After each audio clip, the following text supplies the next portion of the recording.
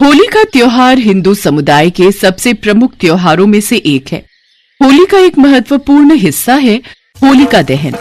इसे फाल्गुन मास की पूर्णिमा को मनाया जाता है तथा इसके अगले दिन रंग गुलाल की होली होती है। कई अन्य हिंदू त्योहारों की तरह होली भी बुराई पर अच्छाई की जीत का प्रतीक है।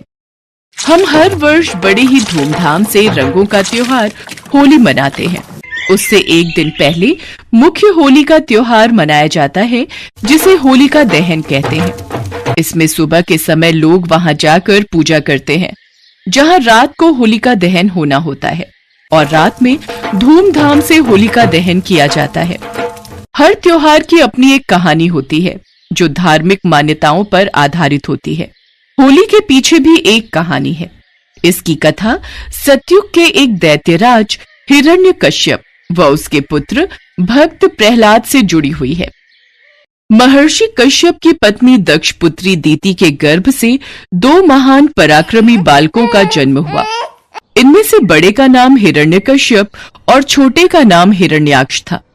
दोनों ही महाबलशाली, महापराक्रमी और आत्मबल संपन्न थे। दोनों भाइयों ने युद्ध में देवताओं को पराजित करके स्वर्ग पर अधिकार कर लिया। एक समय जब हिरण्याक्ष ने पृथ्वी को पाताल में ले जाकर छिपा दिया, तब भगवान विष्णु ने वराह अवतार लेकर पृथ्वी की रक्षा के लिए हिरण्याक्ष का वध किया। अपने प्रिय भाई हिरण्याक्ष के वध से दुखी होकर हिरण्यकश्यप महेंद्राचल पर्वत पर चला गया। वो भगवान विष्णु द्वारा अपने भाई की हत्या का बदला लेने के लिए ब्रह्मा जी की घोर तपस्या करने लगा। तभी इंद्र आदि देवताओं ने हिरण्यकश्यप के राज्य पर आक्रमण कर दिया और उन्हें राज्य विहीन कर दिया। दैत्यगण इस युद्ध में पराजित हुए और पाताल लोक को भाग गए। देवराज इंद्र, लगता है सारे दैत्य डरकर पाताल लोक में जाकर छुप गए हैं। बस हिरण्यकश्यप की पत्नी कयाधु ही महल में शेष है। हिरण्यकश्यप की पत्नी कयाधु को बंदी बना लो। देवराज इंद्र ने हिरण्यकश्यप के महल में प्रवेश करके उसकी पत्नी कयाधु को बंदी बना लिया। मुझे छोड़ दीजिए देवराज इंद्र, मैं गर्भवती हूँ। नहीं, हम एक दैत्य की पत्नी को यहाँ नहीं छोड़ सकते। ये हम सभी देवताओं के लिए हानिकारक है। देवराज इंद्र कयाधु को बंदी बनाकर ले जाने लगे। तभी रास्ते में उनकी देवर्षि नारद से भेंट हो गई। कोई बचाओ, मेरी रक्षा करो। नारायण नारायण। देवराज इंद्र, कयाधु को कहाँ ले जा रहे हो? देवर्षि नारद, इसके गर्भ में हिरण्यकश्यप का अंश है। अगर वो जीवित रहा तो एक दैत्य और जन्म ले लेगा। मैं ऐसा कदापि नहीं होने दूंगा। नहीं देवराज इंद्र, कयाधु के गर्भ में पल रहा शिशु आगे चलकर भगवान विष्णु का परम भक्त बनेगा। इसे मारना तुम्हारी शक्ति के बाहर है, अतः इसे छोड़ दो। नारद जी के कथन का मान रखते हुए इंद्र ने कयाधु को छोड़ दिया और वापस चले गए। नारद जी कयाधु को अपने आश्रम में ले आए और बोले, बेटी, तुम यहाँ आराम से रहो। जब तक तुम्हारा पति हिरण्यकश्यप अपनी तपस्या पूरी करके नहीं लौटता, तुम इसी आश्रम में रहोगी। हे देवर्षि, आपने मेरी और मेरी होने वाली संतान की रक्षा की। मैं सदैव आपकी आभारी रहूंगी। कयाधु उस आश्रम में नारद जी के सुंदर प्रवचनों का लाभ लेती हुई सुखपूर्वक रहने लगी, जिसका गर्भ में पल रहे शिशु पर भी गहरा प्रभाव पड़ा। भगवान विष्णु के नाम का जाप कयाधु और उसके होने वाले बच्चों के कानों में सदैव पड़ता रहता था। धीरे धीरे समय बीता और कयाधु ने एक पुत्र को जन्म दिया, जिसका नाम प्रहलाद रखा गया। इधर हिरण्यकश्यप की कठोर तपस्या पूरी हो चुकी थी। वरदान मिलने के बाद हिरण्यकश्यप को अपने ऊपर अहंकार हो गया और वो तीनों लोगों पर अत्याचार करने लगा। कुछ समय के बाद कयाधु भी प्रहलाद को लेकर राजमहल में आ गई। भक्त प्रहलाद शिक्षा दीक्षा ग्रहण करने गए तो वहां भी वो श्रीहरि का नाम ही जपते थे। जब ये बात हिरण्यकश्यप को पता चली तो वो क्रोध में आ गया। अरे, ये बड़ा दुरात्मा है, इसको मार डालो। अब इसके जीने से कोई लाभ नहीं है, क्योंकि ये शत्रु प्रेमी तो अपने कुल का ही नाश करने वाला हो गया है। नहीं नहीं स्वामी, ऐसा मत कीजिए। मेरे लाल, मेरे बालक को छोड़ दीजिए।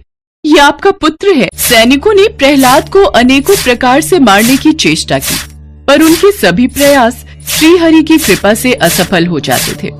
हिरण्यकशिपु ने प्रहलाद के हाथ पैर बांधकर समुद्र में फेंकवाया, विषैले सांपों से डसवाया और पर्वत शिखर से गिराया, पर भगवान विष्णु के आशीर्वाद से प्रहलाद को कुछ भी नहीं हुआ। विष मिला भोजन खाने के बाद भी प्रहलाद पर कोई असर नहीं हुआ।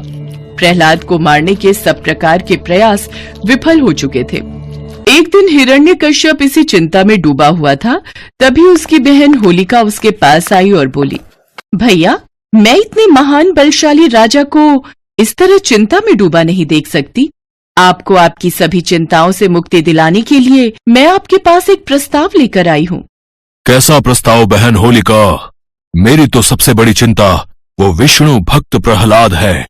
मुझे तो सिर्फ उसे मृत्यु दंड देना है, उसके बाद मेरी सारी चिंताएं दूर हो जाएंगी। हाँ भैया, मेरे पास एक रास्ता है जिसके द्वारा आप प्रहलाद को मार सकते हो। भैया, आप तो जानते ही हो, मुझे भगवान ब्रह्मा से वरदान प्राप्त है कि अग्नि मेरा कुछ नहीं बिगाड़ सकती।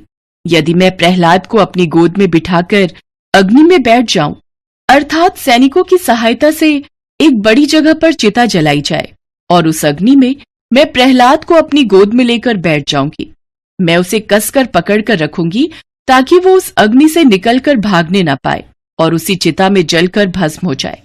उसके पश्चात प्रहलाद जलकर भस्म हो जाएगा और आपके मार्ग का कांटा भी साफ हो जाएगा। अति उत्तम बहन होलिका, अति उत्तम। शीघ्र ही मैं सैनिकों को आदेश देता हूँ कि प्रहलाद के लिए एक बड़ी चिता तैयार की जाए। इसके बाद हिरण्यकश्यप ने अपने सैनिकों को यही आदेश दिया। कुछ ही समय में एक खाली जगह पर विशाल लकड़ियां और घास फूस इकट्ठी कर दी गई और उसके बीचों बीच होलिका प्रहलाद को अपनी गोद में लेकर बैठ गई। इसके पश्चात हिरण्यकश्यप की आज्ञा अनुसार उस चिता में आग लगा दी गई।